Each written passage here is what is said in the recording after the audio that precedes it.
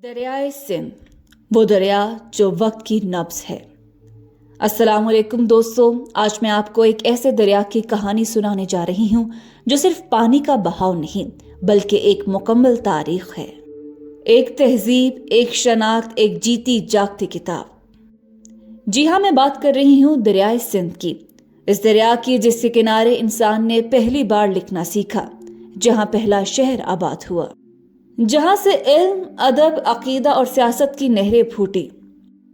दोस्तों, ये दरिया आज भी बहता है, लेकिन खामोशी के साथ, जैसे सदियों की कहानियां इसके सीने में दफन हो और हर कतरा कोई राज कह रहा हो।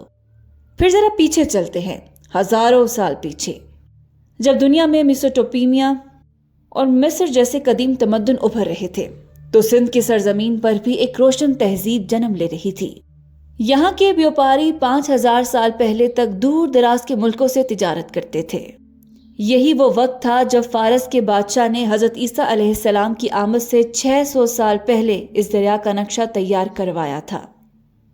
फिर वक्त बदला, गौतम बुद्ध आए, ताजो तख्त छोड़कर अमन की तलाश में निकले और आकर बसे इसी दरिया के किनारे, जहां उन्हें सुकून भी मिला और रोशन ख्यालात भी।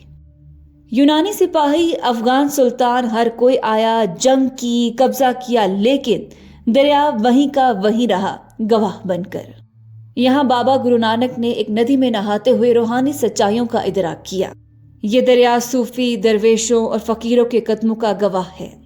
लेकिन क्या आप जानते हैं, हमारे मुल्क का नाम पाकिस्तान जिस जमीन पर रखा गया, वो भी इसी दरिया की आगोश में परवान चढ़ा, और वो नाम जिससे दुनिया आज भारत को जानती है, इंडिया, वो भी इसी दरिया की देन है।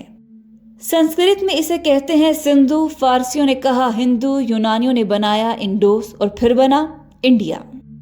कहीं इसे अबासीन कहा गया, यानी दरियाओं का बाप, कहीं पुराली नदी यानी रुख बदलने वाला दरिया, कहीं नीलाब यानी नीला दरिया, और कहीं शेर दरिया। तिब्बत के पहाड़ों से शुरू होने वाला ये दरिया कराची तक आकर समंदर से जा मिलता है, लेकिन रास्ते में जितनी जुबानें, जितने मजहब, जितनी तहजीबें इससे गुजरती हैं, कोई और दरिया इतना कुछ नहीं समेट सका। लेकिन दोस्तों, ये दरिया आज तन्हा है।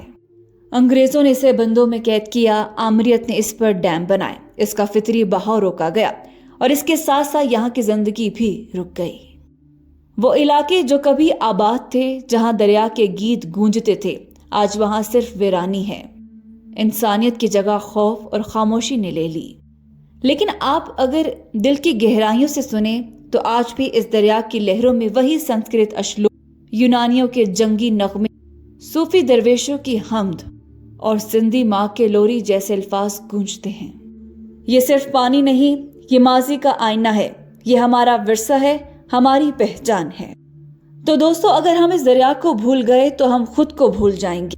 चलें, एक वादा करते हैं कि हम दरियाए सिंध को सिर्फ जोग्राफिया का हिस्सा नहीं, बल्कि अपनी सकाफत, अपनी रूह और अपनी कहानी समझेंगे।